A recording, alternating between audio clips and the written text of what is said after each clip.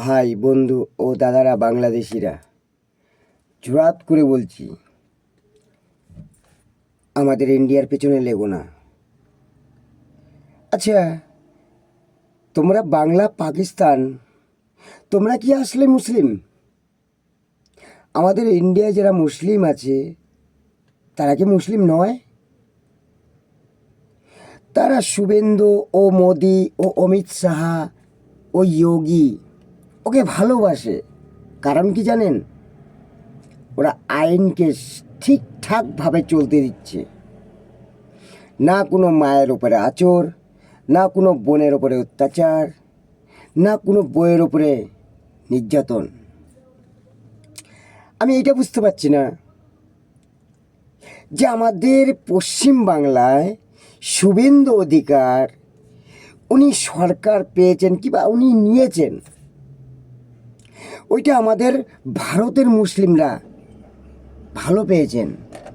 কিন্তু দাদা, এটা বুঝতে পারছি না যে তোমাদের ব্যথাটা কোথায়।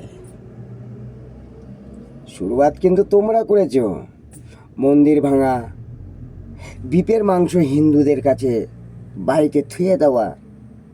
আমরা কিন্তু শুয়োরের মাংস কোনো মুসলিম বাড়িতে রাখি নাই। আমরা কোনোদিন কোরআনকে ঠক্কর মারি নাই। কিন্তু আমারই চোখের সামনে আমাদের বাবা লোকনাথ, আমাদের বাবা ভোলেনাথ, আমি একটা কাবাডির দোকানে কাজ করি। খাবারের দোকানে কাজ করতে করতে আমি একটা মসজিদের ফটো পাই, তুলে নিয়ে আমার বা পকেটে রাখলাম। একটা কিডনিক আর এক কিডনিকে বাস করছে বাবা ভোলেনাথ। আমরা কখনো কোরআনকে কিংবা কোনো মসজিদকে দেখে আমরাও অবহেলা করি না। কিন্তু তোমাদের মতন মানুষরা আমাদের ভগবানকে পায়ে চটকিয়ে গেছে, এটা আমার চোখে দেখা। এমনকি প্রমাণও করেছিলাম যে ওখানে 100টা মুসলিম, আমি একা হিন্দু, কাজ করে গেছি। কিন্তু সবাইকে বুকে রেখে।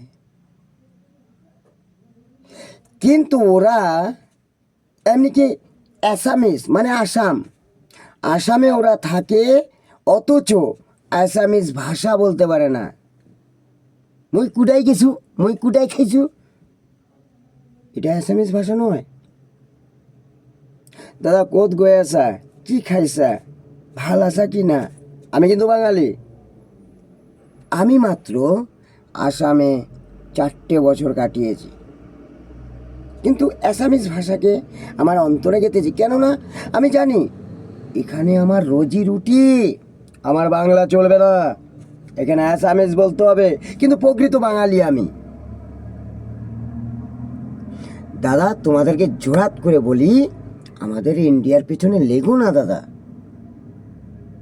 আমাদের ইন্ডিয়ার মানুষ ও ভারতবাসী ও হিন্দু সনাতন ধর্ম সবাইকে বুকে জড়িয়ে রাখি। অবহেলা কাউকে করি না, না কাকা, না জ্যাঠা, না বাবা। তোমরা অবহেলা করো।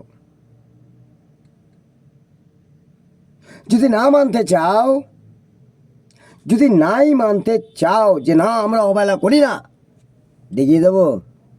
আমার সঙ্গে চলুন, দেখুন কীরকম অবহেলা করে। বাকি রইল মাইক বাজানো। আচ্ছা, আপনি বলুন তো, আপনার বাবা হার্ট অ্যাটাক মানে হার্ট দুর্বল, আর তখন হ্যাঁ হরে কৃষ্ণ হরে রাম, ব্যথা লাগবে কি না? তো দাদা, ভক্তে ভগবান, ভক্তিতে ভগবান, মনে মন্দির, মনে মসজিদ, মনেতে মা, যে ভারত মায়ের কাছে আছে।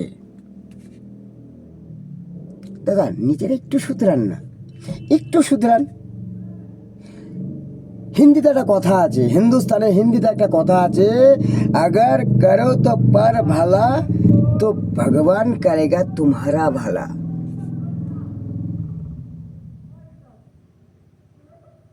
তো দাদা, আমি বেশি কিছু বলতে চাই না। আমাদের অমিত শাহ, আমাদের শুভেন্দু অধিকারী, আমাদের যোগীজি, আমাদের মোদিজি, তারা উত্তর দক্ষিণ পূর্ব পশ্চিম চারদিকের বেড়া, এই বেড়া ভেঙে কিন্তু তোমরা আসতে চেষ্টা করবে না দাদা। আচ্ছা এটা বলুন তো, আমাদের ইন্ডিয়া থেকে যে বাংলাদেশে রোহিঙ্গাকে পাঠানো হচ্ছে, ওরা অ্যাকচুয়ালি কি আমাদের ইন্ডিয়ার নয়।